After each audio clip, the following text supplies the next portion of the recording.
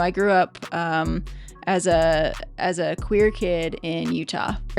Got my MBA. I graduated in 2020, but then they asked me to start teaching. And a good friend of mine, who's a physical therapist, ended up getting laid off over the holidays.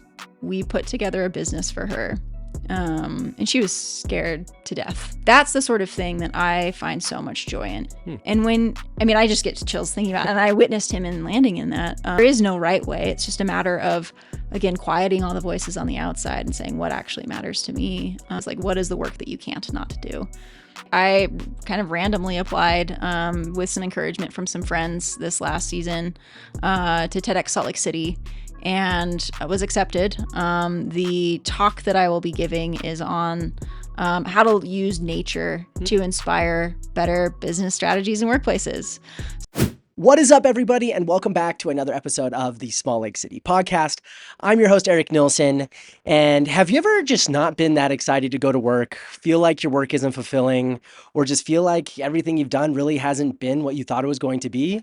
Odds are you're not alone, and odds are someone named Charlie Warner can help you fix that. Now, Charlie is someone who grew up in Salt Lake, grew up as a queer individual, and now her job is to help people feel fulfilled in work through connecting in nature and finding their true passions and values and aligning them to that so that their work starts to become part of who they are. And also has a speaking engagement coming up at TEDx Salt Lake this October. So we have a really great conversation. I think everybody who is part of the workforce or is at a job really can understand and relate to it. So a lot of takeaways there. And yeah, I think it's going to be a conversation that everyone will like and be able to relate to. So enjoy. I'm excited. This is, I was just telling you, but like it's always interesting to see the people who I kind of have this like back and forth with, and I'm like, okay, yeah, let's schedule, let's do this. Communications get mixed up. But then as I kind of sit down and I'm like thinking about, okay, what do we talk about? What's the talk track? What do I want to take away from? I think all the work that you're doing with human work and in all of the things that are going on in the past 2 years, I mean, especially when you hyper-focus in Salt Lake, I think it's a very relevant thing to go on because in my conversations with a lot of my friends and my peers, there's this raising sentiment of people saying, okay, well, I went to college, I got a good job, I work 40 hours plus a week.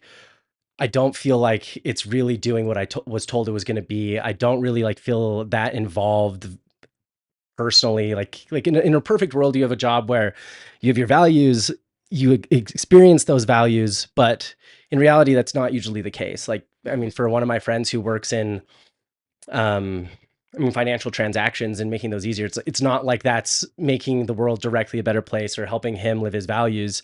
And so I feel like there are some people who are kind of lost in this next phase of like, okay, well, I have this job and these skills, but I want to feel like I'm doing something and aligning with my values. Mm-hmm. And I know that with a lot of your work that you're doing is to help people feel fulfilled and help people feel more grounded in what they're doing, and especially using a lot of the things that are great around Salt Lake and getting us all involved with it. So excited to have you on the podcast. I know there's so much more to you than just human work, and I'm excited to hear the whole story. Yeah, well, thanks for having me. And I'm really thrilled to be here. I mean, Salt Lake, I grew up here, and so it is truly Small Lake City for me. And human work has been an expression of my work growing up here too, of like my own experience. And so I'm excited to share that story and hopefully help people really align to meaningful and purposeful work in a way that does fulfill in their values. And I think to your point, a lot of us, like coming from our parents even, they had a very different experience of work. And so we learned that we needed to have a certain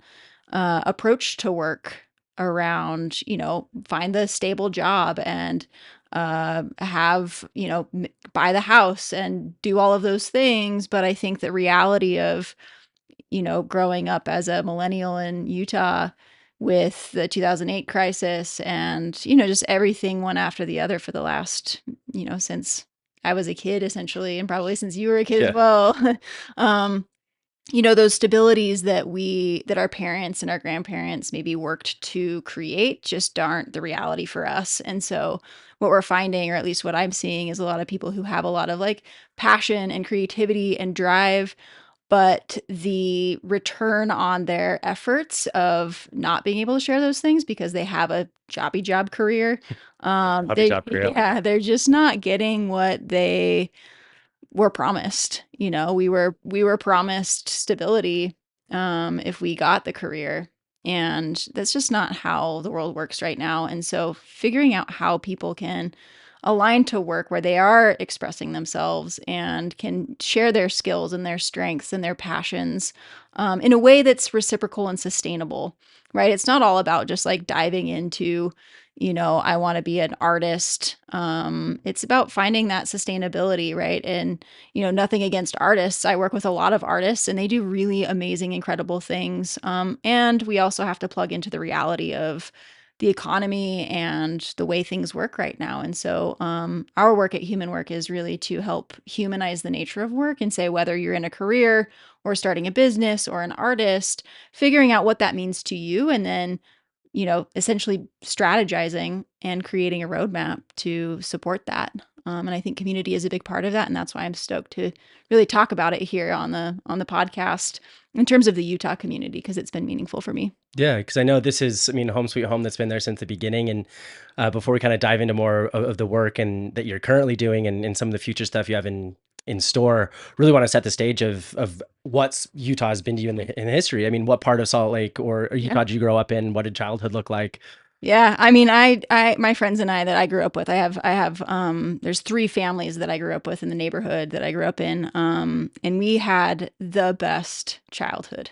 We grew up at the base of Big Cottonwood Canyon, like within walking distance of the canyon, and just it was before cell phones, and it was before really there was a lot of, at least in my neighborhood, need for, like, I don't know, our parents were pretty like open of like letting us be free range kids. And so I just remember like running around the hills as a kid and, spending time in the mountains, just every day, and being able to go to the national parks and go, it was just incredible to be able to have access like that as a kid. I just don't think it's a thing right now. I don't think kids get to do that. And I'm really, really grateful to be able to have had that experience. Yeah. And I'm also very grateful for those experiences because, like, similarly, like I grew up especially like before I was 10 and then I moved, but it was one of my good friends. His name's Matt Jensen, also goes by George, but that's a whole nother story. But his parents' house was right kind of at like the top-ish of the avenues, kind of where like the foothills are. Mm-hmm. And like we'd go out his backyard and it was just like, because like where there's 11th Ave and like the cemetery and cremation place, like we would just go wander around there, go find a big stick, and we'd like walking stick. We tried to build a fort at one time, like that. Yeah. That whole part, like I always get sad because I'm grateful that I got to have that childhood where it was just children at play, having fun and playing. And like one of my favorite people, Rick Rubin, I mean, he always talks about how, the best work anybody does is when they're in a childlike state of play. Mm-hmm. And it's like sad today because again, like I'm grateful I had that, but then I still have, a smartphone in my pocket who I'm attached to. And like I got a cell phone when I was 14 and that was a big, change of life for a lot of people in that age. But now I see a lot of my, nieces and nephews and some of my friends' kids where it's like, you're worrying about things that I didn't even know existed or cross my mind in the smallest of ways. And so I'm so envious of people who do get to have that. Yeah. And I'm always very proud and of the parents that are still like, yeah, we still have to fight for it more, but we still want to have our kids go out, have fun, enjoy the nature and really enjoy part of what makes this whole area so great. Totally. And I think that, even these days, like I see a lot of families out and about, and there's just structured play. And they, and I think that free play is really essential. And it's actually something that we bring into our work at Human Work. We have a value that we operate by, and it's work or play well, work too. Mm-hmm. And so we really bring a lot of play into it. And I think that you're right. Like having that playful approach makes all the difference in terms of how we learn, in terms of how we retain information and how we connect with others and the land. I think that that's really important as well, especially here. And it's something I certainly value about growing up in Salt Lake and being in Salt Lake and what keeps me in Utah. Totally. So, all right. So you have this childhood. You are the kids on the bikes, running around the neighborhood, running around the hills, scraping your knees, having the best time. I mean, when you're starting to transition into, I mean, like adolescence and really planning for the next phase of your life, I mean, what were you looking forward to? I mean, what were some of your plans that eventually led to where you are now? Honestly, I was so present as a kid. I had no idea of what my future would be. I wanted to be everything when I grew up as a kid. Like I couldn't decide, and I really didn't care. I had a lot of friends that were like, I want to do this, I want to do that, I want to, and were really determined to, go have a career. And I grew up in a family of entrepreneurs, and so that wasn't really like a thing for me.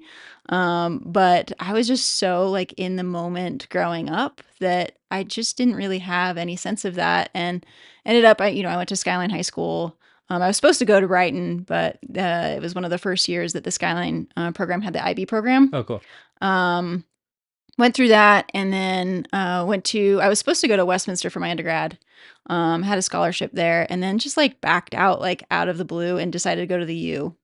And I have no idea why to this day, but I'm so glad I did. And so I went to the U and just kind of like meandered my way through my undergrad. And, it was really great because between classes, I would go up to like Red Butte and hike behind Red Butte Gardens. Yeah. And, and like, what other college do you get to? Maybe like somewhere in Montana or maybe in parts of Colorado, but when do you get to like hike between classes?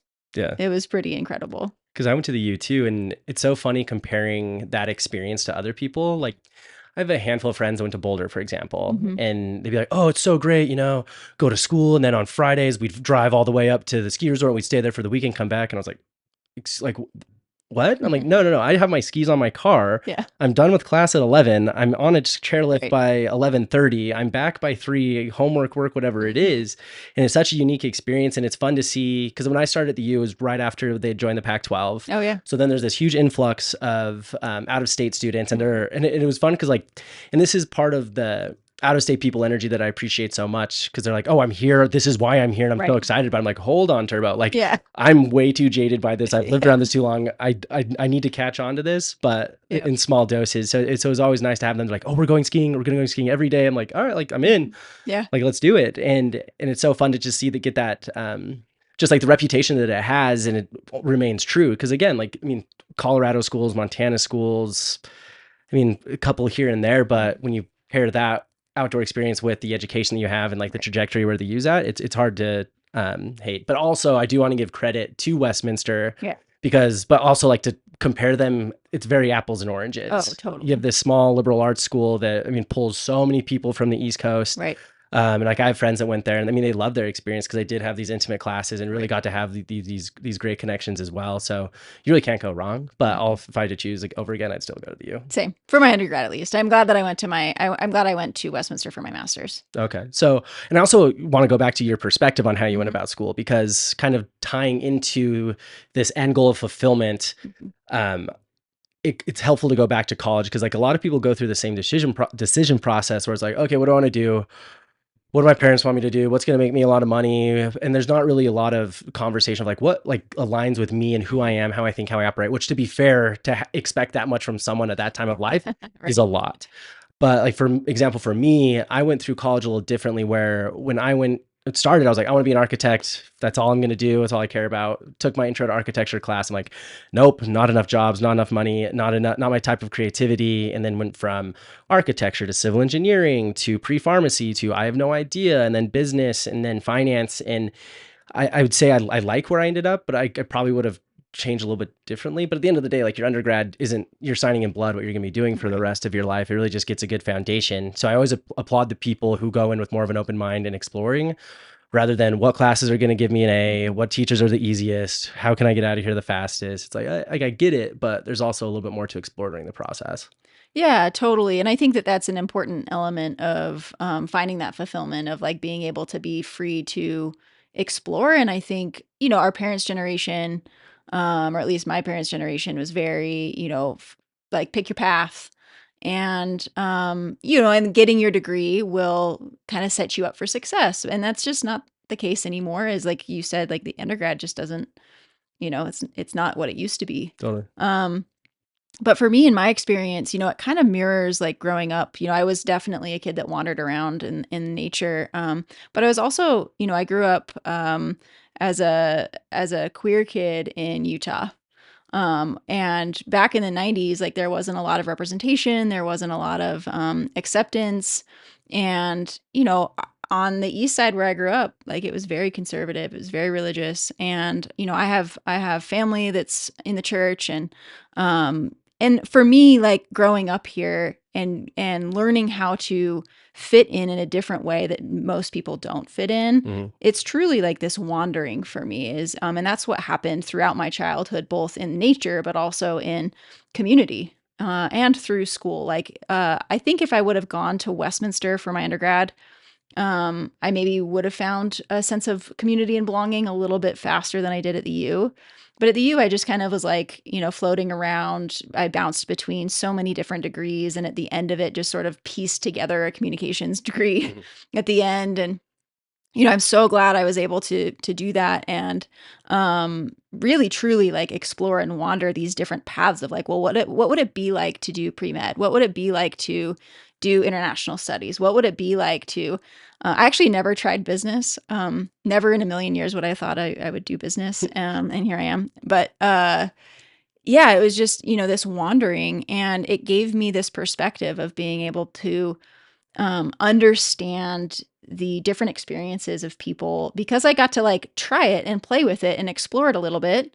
But without this pressure of like, I have to. I think a lot of people growing up here just had a lot more pressure around being a certain way. And I'm really grateful that I was given an opportunity, both in terms of my family culture, and also my, I think my identity, just to be a little bit like a bit of a misfit, or I'm just kind of wandering around, and it was really, really cool. And it, like I said, it gave me a lot of respect for just like the paths that people are on, and that everybody has their own path, and there is no right path. We just have to figure out the path that we're walking. Totally. And it's always an interesting conversation. I mean, especially with, members of like the LGBTQ population and growing up in Utah with the LDS dynamic. And I think there's like a huge help for that population because again, like you have to be so comfortable in who you are and like draw a hard line where there's so many people who will go which way the wind goes to, whether it's an external validation or social expectation to get there, but to have that confidence at a young age helps set you up. But then it's hard because there's kind of these like conflicting things that happen in Salt Lake where you have the ever strong presence of the church and all of the teachings and principles that come from that, which is one thing. There's a lot of good of that because they do create a great community, and that is part of what also creates this misfit kind of counterculture part of it as well. And I do love this counterculture because there's parts of it that I interact with on a daily, weekly, monthly basis. But it tends to be very accepting. And that's part of why, I joke to people, I'm like, I'm a Salt Lake citizen. I'm not a Utahn because like, these are my people. I get too far away from Salt Lake and I don't recognize people as much, but not to downplay how hard those experiences are. Like, talking to all my friends who have gone through it, it's like, usually all of us are like tears in our eyes to hear of all of it. But I am proud of like the way Salt Lake has changed and how like recent leadership has prioritized a lot of that and really making people feel like seen, heard, validated. And even just as like data point, you look at, Pride after year and just somehow just gets bigger and bigger and bigger and more people understand and show up and want to participate. So it's a fun community that's been paved with a lot of hard experiences and emotional struggle, but that they can again go back and be that community and that voice for other people as well who are going through it now. Yeah. And I think that it's such a reflection of Utah itself, right? Is like, I see it as, Utah has some of the most diverse landscape of any state, really. Like we have, the alpine, we have the desert, we've got, so much beautiful space, even though we're high desert in terms of like our ecosystem. But to be able to, I see that as like the same with our, being here as people, is that we have this very cool expression of like our diversity and reflection of our diversity, just as a state and as a people that belong to this state. Yeah. And I just think it's so important, to have that. And it's what I love about Utah. And what brings me back, I actually, I'll be honest, I moved away last year for a hot second to Portland. And I've tried to move away a couple times. It always gets you back. It always brings me back. And there's just, there's something about Utah and Salt Lake specifically that is you get the big city feel a little bit. It's not like New York or anything like that, but it's a taste of it. But then you get the mountains, and then you can be in the national parks, and then you can, like, I can be in literal wilderness in like 15 minutes from my house. Yeah. And it's just the best. Yeah, no, I totally agree. Like, I always looked at people who left and I was like, you did it, you got out, like, congratulations. And then all of a sudden, like 3, 5, 6, 7, whatever years later, they're back. I'm like, no, like, you did it. How did you, why are you back? And I mean, I too was one of those people. I lived in Seattle for 4 years and then came back.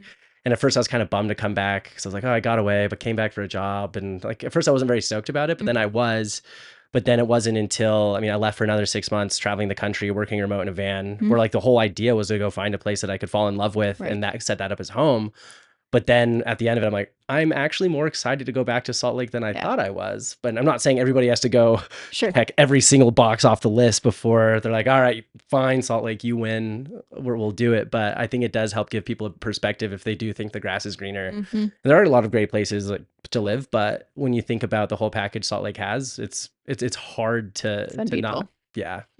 Okay, so you went to the U, you had your undergrad, and then you went to Westminster, got your master's. And what was your master's in? I took some time between those. My undergrad was in communications, and I kind of played in entrepreneurship for a while. I worked for a consultancy for a while, did kind of like the big job, right? Got burned out of that, and I actually went to go work for REI just out of the blue of like, I need some recovery time, and worked for REI, and I actually got to guide for REI, and that was awesome because I got to work in the mountains. But then I knew that I like wanted to do a little bit more, and I actually got into with the Utah High School Cycling League, and I was running programs for them, and that was really enjoyable for a couple of years. And but I just knew that I could just feel in my bones that I just needed to be my own boss in a way. Like, I knew I wanted to be an entrepreneur. And so in 2017, my partner at the time and I both quit our jobs. We had just gotten married, actually. Both quit our jobs. Started a company that did like CTO as a service for local startups. I did that for a little bit, and then one of our clients actually decided that they wanted to work with us more full time. And that's when I decided to go get my MBA. And then my partner at the time went and kind of co-founded that company. And so I was in this really interesting place of, I was doing some cool work, making good money, having my own schedule, doing stuff that I really enjoyed doing in terms of strategy. I love strategic thinking. And went to Westminster, and I did their program. It's a project-based program. They have both the undergrad version, which is the BBA, and then they're kind of sunsetting this program that I did, but combining it with their traditional program. But I did a project-based program, and so it's really applied learning, and that's what I teach in. And I think that it's such a magical way of learning because it's like, how do you learn how to ride a bike? You just do it. Yeah. Right. There's no books. And so same with kind of running a business. There are certain things that you need to do and you need to learn and be aware of, just like learning how to maintain your bike. Yep. But learning to build a business, learning to learn how, to connect with the customers that you need to connect with is really applied learning. It's not something that like anybody can tell you how to do. And they can share their wisdom, but their wisdom is their path. Yeah. And so, I went to Westminster, got my MBA. I graduated in 2020. So I didn't actually have like a graduation. But it didn't really matter to me. But then they asked me to start teaching. And so I started teaching for them and have been doing so since then, and just love it. I love being an adjunct professor. It's like, it brings me a lot of joy and a balance to my like entrepreneurship and my day job, where I get to really guide people in cool ways. And it gives me a taste of, like, I work with people that are in traditional careers that are looking to kind of elevate their career. And then I work with people who are starting their own businesses. And so I get like a taste of everything. And that's the coolest part is, like I said, I just like didn't know what I wanted to be when I grew up as a kid. And now I kind of get a taste of it all. I was teaching a student a couple semesters ago who is in like carbon fiber design. And to learn the industry of carbon fiber design, it just like lights up my brain. I'm like, it's so interesting, but I wouldn't want to work in it. Yeah. I'm the same way. Like the podcast is an example. I can sit and talk to anybody about anything for any amount of time. And like, the more I don't know about something, the more curious I get.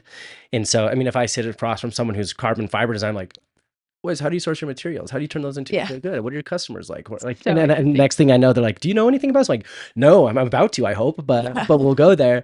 And like, I think there's something interesting about the perspective that you have, which is unique, because even in today's world, there's a lot of questioning of kind of the institution of academia and essentially YouTube. And where, YouTube, like, cause even, using myself as an example with the podcast, like I didn't know anything about editing video, audio, hosting, anything. Right. And then so pull up a YouTube video. Okay, cool. Like I know how to do it. Oh, I should probably do this different next time. And that's a lot of that applied learning you talk about. But then on the other side of things, you do get to go to an institution and teach people in a more traditional way of these fundamentals and aspects that they want to apply in their life. And so it's kind of interesting that you get these two sides of a coin and put them together, and there's probably a lot of value in there. I can't say specifically what it would be, but it's nice to have kind of this like more abstract way of the applied side, but also kind of the more grounded and fundamental traditions of an MBA. And well, I think it goes back to what we were talking about earlier with play, right? Is like applied learning is just play. You looking at how do I edit, how do I create a podcast, and kind of play, like, because you had an innate desire to do so. You were very curious about it. I would imagine, like, trying to put these things all together and looking at YouTube and doing all the research. If somebody told you to do that and put a grade on it, you probably wouldn't have done it. And so for me, it's this, this style of learning is we get to really tap into that genuine, innate desire to do something and accomplish something, that play, with the community learning aspects, right? Is that actually part of learning, and same with kids, right? Is like you were saying about, I got to go out with my friends and play with the sticks. And it's like, yeah, you can go play it with yourself, but it's really community matters in this, in being able to hold those lessons and witness those lessons. And I think that that's the cool intersection of, the way that I prefer to teach and learn, and honestly, how I work with clients as well. Awesome. And okay, so you graduated from MBA in 2020. At what point did human work come to be? What was the story behind wanting to get this all started up? It's funny. So human work, I've come full circle. So my first business out of my undergrad actually was a similar model to what human work is, but essentially, like, after my MBA, I started teaching, and like I said, my partner at the time had gone off and it took our team to this this client of ours, and I was like, I don't really want to go back into tech. It was fun for a minute. But what I really was seeing is I had all these friends that had all of these amazing ideas and wanted to work in community. And so I was like, well, I kind of like this small business thing. I had friends that wanted to start food trucks or just do their work in a way that was sustainable for them, that isn't this huge thing. Like, it doesn't have to be a unicorn. It can just be, I'm working in a way that it sustains and fulfills me. I'm connected in my community. I'm doing something good for my community. And it's sort of this like solopreneur sort of thing. And so I got curious about that. And I had a couple friends or contacts at the time who were like, well, business, like, can you help us? And so I started playing with that. And then in end of 2020, it was like December of 2020, a good friend of mine, who's a physical therapist, ended up getting laid off. And at the time, during late 2020, nobody was hiring. And her partner was also a PT and couldn't find a job, moved here from Oregon, couldn't find a job. So ended up like doing like nursing or something, like something completely out of his wheelhouse. And, she's like, I'm desperate. Like, we need to do something. And I was like, have you thought about doing your own clinic? And, create your own job. Yeah. And, in 2 weeks over the holidays, we put together a business for her. And she was scared to death. She's so terrified. And never in a million years, she's like, I don't think I could ever. I asked her, I was like, what are your financial goals? Like, what do you want? And she's like, never in a million years would I think of making six figures ever. And, in 2 weeks over the holidays, we started a clinic. She found a space in January and started growing this clinic. And, like giving her a little bit of support throughout the process. By the end of the year, she hit that number plus 50%. And now she runs a clinic that's, 5 staff. It's running on its own. She just had a baby, so it's like literally running on its own. Yeah. And she had no business experience. And I didn't, it's not the way that I would have run the business, but she's just done a really good job. And that's the sort of thing that I find so much joy in, is seeing these people who have a strong desire to help and a lot of skills to do so, be able to create essentially a playground for their work to exist in. Mm-hmm. And so that's where human work came from, is, with her, it wasn't necessarily like we could do the business planning all day long. And I can make 1,000 different business plans for how to run a PT clinic, right? And so it wasn't the work that was the challenge for her. It was a lot of her own sense of, imposter syndrome. Yep. And confidence. And so that's where human work really came from, is that, the human element of learning has to come first before we can make any sort of like knowledge impact.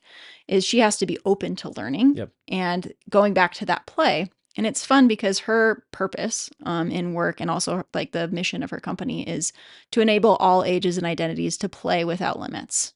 She's a physical therapist. She works with climbers and mountain athletes. And, it's like this idea of like play without limits. And so what we did, because she was so scared of business, what we did was made it playful. Yeah. The finance piece, the like literally everything. And, in this process, like I was just doing that as an independent contractor. Essentially, I was just, an advisor, going through my own name. But then I realized in this process that I was sending her and my other clients to all of the same resources. So all of the same, like the same CPA, the same wellness professionals, the same leadership coaches, because that's not my background. Like I could probably do it, but I'm a strategist. I'm not, And so I realized that I was sending these, these clients to all these same people. I was like, why are we doing this alone? We're all in our own little silos. Mm-hmm. Like, what if we actually, and it's hard because like the clients now have to work with me, and then they have to work with the other person. And like, they have to manage like 5 different providers. And so this way we're like, let's just see what it's all about. Let's try to combine it. And so a year ago, we launched Human Work as an ecosystem of mentors, is how we describe it, is that clients can buy a membership essentially, and they get in on the mentoring, and they get one-on-one. And then from there, we introduced a program that I've been kind of running clients through for the last few years, called Groundwork, which is really around that understanding the relationship to work, not necessarily the tactical, practical skills. We also have programs for that, but more so the, what is meaningful and fulfilling for you? What matters to you? And so, we did that we ran our first test cohort last fall. And since we've, now we're in the middle of our summer cohort, we're launching another one in fall, and it's been going just incredibly. I didn't realize that community was really the medicine that helps with this. It's essential to this process. Yeah, no, lots of thoughts, because I think going back to kind of like my opening thoughts, the more that people can align with their purpose, their fulfillment, their joy, and then dovetail that with work. Mm-hmm. I mean, that's when magical things happen. That's when fulfillment happens. That's when people are happy. That's when, she can hit this goal of like, oh, I've never thought in a million years I'd ever make 6 figures. Like, well, guess what? Year 1, you better think of a better goal, because you already did it. Right. But there's also like an overarching theme. I feel like in today's world, people don't think that they can learn new things. People don't there's so much anxiety and fear around anything new that it tends to paralyze people in their steps. And so I think it's great what you're doing, especially if, let's use your friend who's a PT as an example. Like, she could have stayed paralyzed forever. She could have stayed there. She kept applying for jobs, maybe moved somewhere else, stayed working as a nurse, and just kind of lived in this almost panic state. Right.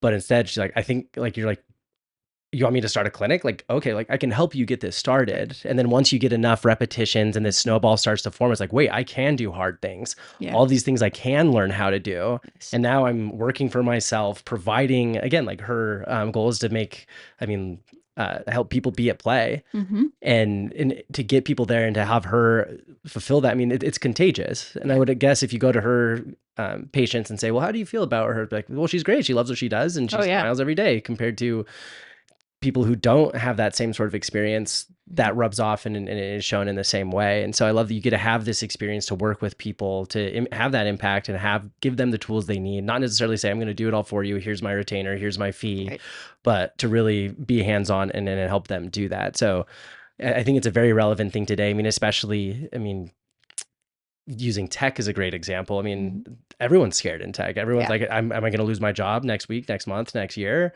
And it's hard for people to feel very confident. And when people are working in a stress and fearful environment, it's not a happy place to be, and you're never going to be your best self and show up every day smiling. But then also, like, if the worst does come to happen and someone does lose their job, it's like, hey, like, just so you know, there's other options you can do, and you can often do them both in tandem. Right. And it's good to know that there are resources to help support them in that process, because it's terrifying. Well, yeah. I mean, I just actually just completed a professional certification in a program called the Trauma of Money. Probably one of the best things I've ever done for myself. I was doing it for my clients, right? But because I work with, entrepreneurs who are scared of their money. And so I was like, oh, trauma of money, I can help them if I know the skills. And it turns out I got more out of it.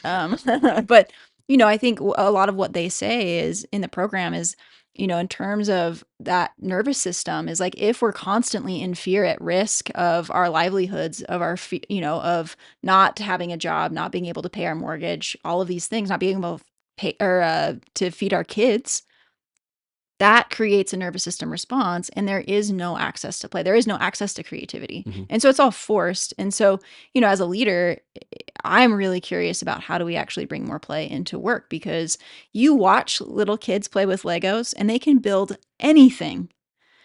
But you put an adult there and you say, okay, build something, and they get all stressed. Oh, I can't do this. I'm not good at this. I'm not creative. And when did that shift? And that's my curiosity, and sort of what, I love about the work that I do is because I get to really play. And, and coming back to Utah is like, growing up here allowed me access to that. Is that I think if I grew up I just recently over the last couple of years spent a lot of time in Boston. And if I had grown up in Boston, there is so much stress and competition and, and there's no freedom to wander, And so for me, bringing that into an experience of work where it's like, no, let's discover, like, you just created this podcast because you were interested in it, and it was all self-driven. It was all playful. And work is not that way. And I'm really hopeful that we can change that for some. Totally. And it always comes up, my brain keeps going back to the same thing that one of my favorite people I've learned over the past year, Jay Shetty, he talks about it, because like a lot about of his content is, it all comes back to kind of his experience as a monk and in Hinduism. And he talks about, because in Western culture, especially in US culture, we like to use the word karma as like, oh, you do bad things, bad things happen. But it's really not exactly that. I mean, karma is saying you keep doing the same things in the same way and don't learn to do anything different, and you're going to keep having these same outcomes time and time again. And if you do learn and change your karma, then you can reach towards your dharma, which is your fulfillment, your purpose, your life. And everybody needs to have their own dharma. And even, Jay's, one of his books, he applies everything to dating. And he's like, everybody in a relationship needs to have their own dharma, and you can support your partner in it. You can support your friend in it, but you can't do it for them. Like, it has to be this journey that everybody has to find and rely on and get to in order so they can do so. But to your point, like, there usually has to be some sort of play involved, some sort of creativity. It can't be fear-based, because if you're living in a freeze, fight, or flight scenario and you're trying to find your purpose, no way. It's not going to work very well. And so, I guess if someone's listening and they're curious about how to get to, like that starting point or get past that fear and that anxiety and those expectations, that voice in their head, what advice would you give them? Well, a lot of it is listening to yourself, right? Is like really trying to understand what is my own voice versus what are the voices that I'm just hearing outside of me.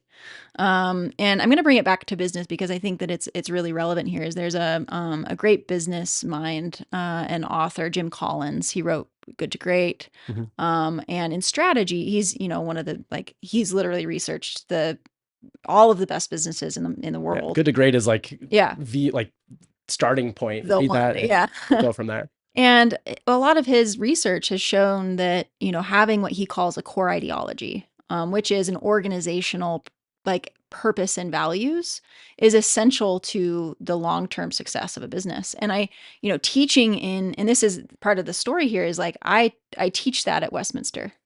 And I teach strategic development and strategic road mapping and planning and all of that. And it all comes down to that purpose and values. And when I've been doing it with businesses, I've realized that it's the same for people, is that, actually I can facilitate an organization in understanding their mission and values. And I can also facilitate an individual in that. And honestly, that's how human work has grown, is that I started with organizations, I started with businesses.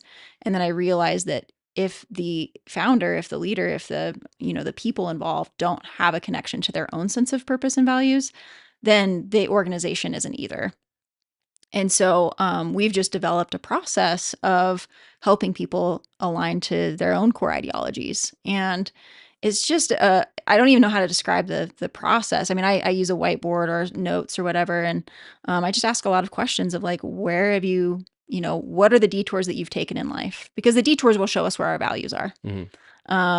What path have you been on, and what matters to you? And we just have some really deep conversations. And then it just kind of appears. And, I was working with a client recently who runs a pediatric dentistry up in Weber County. And, his job is to, help kids shape their jaws essentially in a way, because there's a lot of research out there that shows that, mouth breathing and the way that we eat now is affecting our general health, right? ADHD, all sorts of different things. And so, his whole passion is to, he wanted to be a dentist. But really his purpose, and this is something that we landed in the other day, is his purpose is to make space to breathe. And I just get chills thinking about it, and I witnessed him in landing in that. But, it made sense in his whole trajectory of life, is everything that he's done until now has been around that, either a resistance to that or an embrace of that. And it's really a cool process, and people can do it. I mean, lots of people do it on their own. I found mine in nature in Utah, actually. And, it sounds a little woo, but it's really what matters most to you, and how can you align that in the larger trajectory without a job title, right? It's not, make space to breathe is not a job title. No. But it does reflect, his experience in a hyper competitive family, is he didn't have space to breathe. And he doesn't have space to breathe in his business right now because it's just not running well in the way that he needs to. And so he's working so much. And so now my job as a mentor, as a facilitator, as a coach, is to help him make space for himself to breathe, so that he can make space for these kids to breathe, because that's what he wants. Yeah. And so, for people who are curious about this work, I mean, there's a lot of ways that you can do it. Meditation, some people will like that. I mean, there's a lot of, if people are religious and have a connection to, a God, or there's ways to do it that way. There is no right way. It's just a matter of, again, quieting all the voices on the outside and saying what actually matters to me. And so, of course, people can come to us if they want it facilitated, but it's not necessary. Yeah. And I think it's something that's hard for a lot of people to get there, because so many people, I mean, everyone to an extent is used to, okay, what's step one, what's step two, what's kind of this one size fits all for everything that needs to be done. But in reality, it's oh, no. This is a perfectly customized, tailored fit solution just for you, and you are the one at the helm. And it's up to you to do the work. It's not something that you can just outsource, but it is one of the most fulfilling things that people can do, is understanding those values. How do you like to spend your time? Who do you like to spend your time with? What are you doing during all of this? I think is something that really is, I think it's a great way to start that journey. Because if you don't know why you're doing something, then why are you doing something? Right. Because even just going to, let's call it corporate America, where, every company, especially once it gets to a certain size, has company values. Right. And it never feels authentic. Right. Like I've never been in a company like, oh, we actually do feel this. It's Right. usually some sort of like HR campaign to Yeah. get people to do something a certain way or Right. some sort of Integrity. Yes, exactly. And then you'll hear like, wait, integrity, but then what happened? Right, exactly.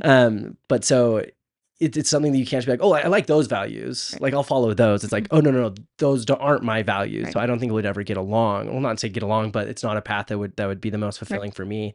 And I mean, especially in my life as because I like the term used like detours. Like when would you detour? Yeah. Because for me, like I'm a very curious person and I will always try to find different paths and go different ways. And if I ever get to like kind of a point like, okay, how did we get here? I don't like this. So I was like, okay, let's go back to the last time I knew that I was confident, happy, consistent in that path. And then we'll go try to find another detour or whatever, instead of just like staring at this path and being like, well, I'm already this far down, or like, I don't know, this might make sense. If I just keep going, maybe it'll make sense. But yeah, I think it's a theme that even if it's, starting a business or solving problems or even just becoming more present and connected with yourself, it's a theme that everybody can benefit in some way, shape, or form to find who they are and what makes them happy. Totally. And the analogy I use actually comes from growing up in Utah is like, imagine that you're climbing a mountain, but it's a mountain that's never been climbed before because it's yours, right? If it's somebody else's, right? Then if it's a business, it's a franchise. Like you can certainly climb a mountain that's been climbed before, and that can still be very fun. But a lot of times the thing that we crave is like, well, I want my life that I want to express my life. And so I use this mountain metaphor where like your life is this like mountain that you're climbing, and the path that you've taken you've been walking it your whole life, and there are detours, and we just need to orient to where you are now and where you want to go, and to understand what the vision at the top is like, what do you actually want to see for your life or for the world? And it doesn't have to be grandiose. But then the values are the tools that you bring. It's your compass, it's your pack, it's your boots, it's your poles, it's all of these things that you come prepared with. And they're the things that are going to keep you safe throughout this process. And so for me, when I hear about like the corporate values, I call those values TM, as in like trademarks, right? Is that they're just words on the wall a lot of times. And that's what Jim Collins says, is that, companies that actually live and die and work by their values are the ones that they're going to be the most successful. And so, for leaders, it's like, do you actually articulate your values? Do you actually live by them? And are they just generic, right? And like for me, a value can be integrity, but that's not the whole thing. So when we do values work, it's more like a value statement. And so, for example, this PT client, one of her values is free to play. That's also part of her purpose. At Human Work, like I said before, we have this is also play, but play well work too. We also have a value of embrace symbiotic prosperity. And that, that really guides our own financial decisions. And it's like, okay, is it equality? Is it accessibility? Is it, love? All of those words, equality, right? They all go into embrace symbiotic prosperity. But for us, it's this guiding light of no, we run every decision through this value, and we talk about it constantly with our clients, with my team. I think about it all the time. And is it actually, are we moving in the right direction? And the thing is like when we're aligned to our values, it's actually going to guide us the right way. Mm-hmm. If we ignore our values and we just do like the thing that we think we're supposed to do, it's not going to do that. It's not going to guide us the right way. And so I always encourage people to, think of values of like, yeah, I can value integrity. But find your value statements, the things that are truths for you that have guided you thus far, is probably the reason that you're detoured before, is because there was a value that, you bumped up against and you're like, this isn't it. And I don't want this. And then you looked to that value, whether you could articulate it or not, and it guided you in some direction. And so the process that we use is just a really like an inquiry of, what were the detours? Let's understand it. But it's a lot of fun. It's the work I can't not do. That's what we always talk about, is like, what is the work that you can't not do? And that's mine.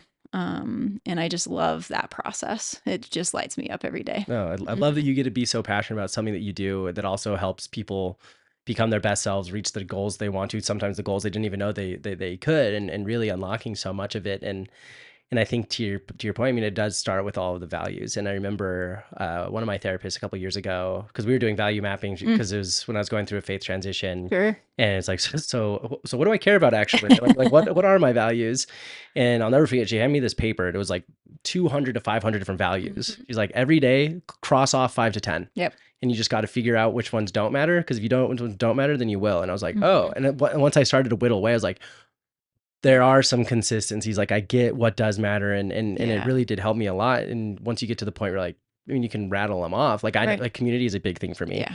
Self improvement is a big thing for me. I like to be able to be the best person that I can be and continue to learn and fill the holes. I like to be able to be intellectually stimulated, like intellect and conversation. Or I mean, that's obviously. What it's shocker. And a few others that I've shared on previous episodes and such. But it's sometimes becomes such like a buzzword. Yeah.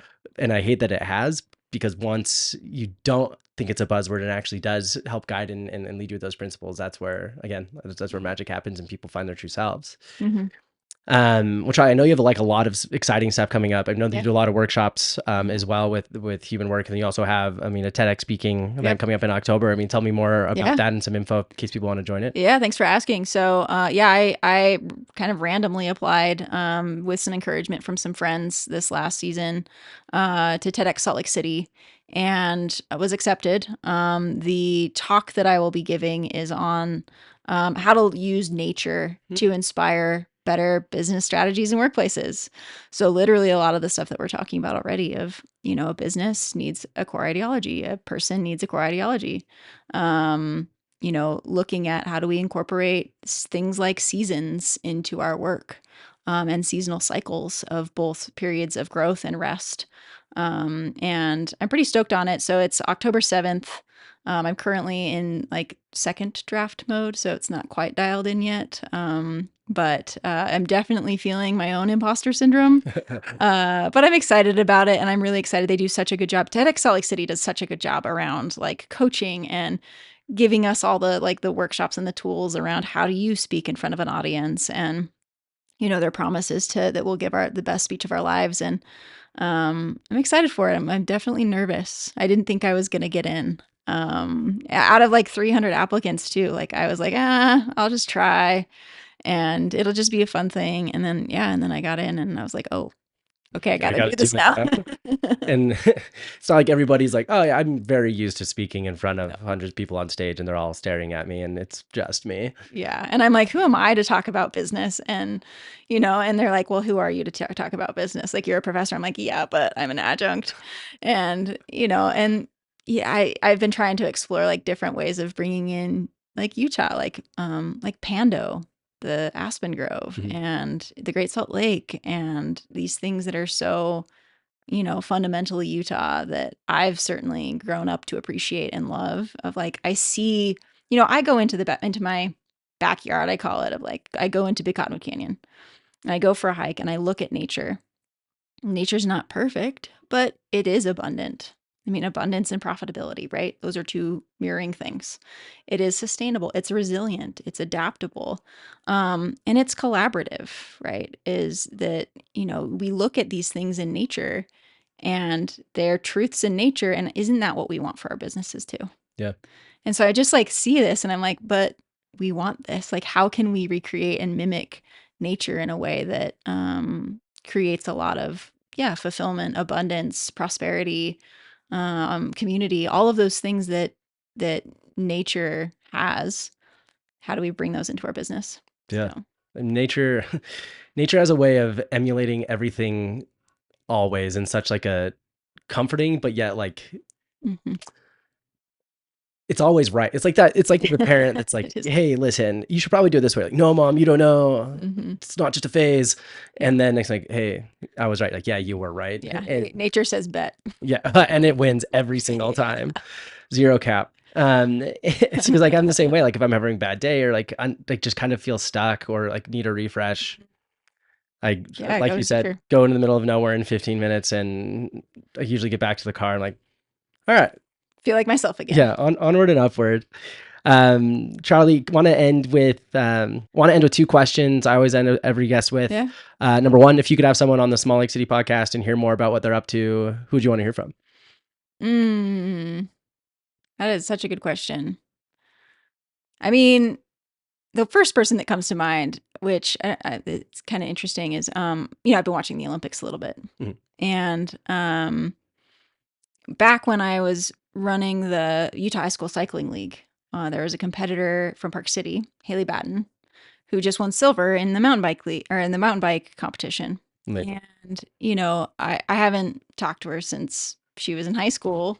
But I'd love to hear her story around how did she make it to the Olympics and what was it like to compete at that level? And what's hard, easy, good, bad, ugly, about that experience have you had an Olympian on before? No. Medalists and other things, but not the Olympics. So Yeah. very, very relevant. Need one. Yeah. Haley Batten. I mean, I think she would have some really cool stuff to share. I will reach out when she's back. Yeah. Oh, man. She's in Olympicville. I'm like, hey, by the way, I got a question for you when you come back. And then secondly, if people want to find out more about Human Work, TEDx event coming up, what's the best place to find info? Yeah. For Human Work, humanworkproject.com or at Human Work on all of the socials, LinkedIn, Instagram. We also have a podcast, the Human Work Stories podcast. It's on Spotify, and it's coming back. We took a little hiatus, summer break from it. It was actually more of like a winter, spring part of summer break, but it's coming back, and there's been some cool conversations on there. And then, you can find me on Instagram at charlie.m.warner. And the TEDx talk, of course, TEDx Salt Lake City, it's October 7th. Tickets will go on sale at the end of August. Cool. It's actually just right across the street here at Rose Wagner. So for folks who are actually downtown, it's just a great Monday evening event. Lots of really cool other speakers, which I'm really excited about. And yeah, that's about it. Yeah, no, if you're around downtown or if you're not, come check out the TEDx. There's a lot of great speakers, Charlie included.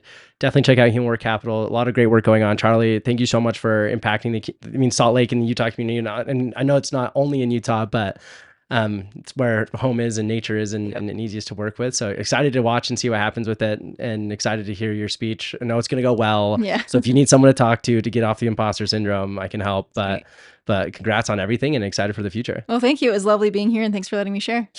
Anytime, every time. We'll always listen to anyone talk about what they're passionate about. It's like, even if I'm having a bad day and I'm like, do I really want to record today? And then I'll be like, yeah, I did need to record today. Yeah. I feel better now. Good. Yeah. Yeah.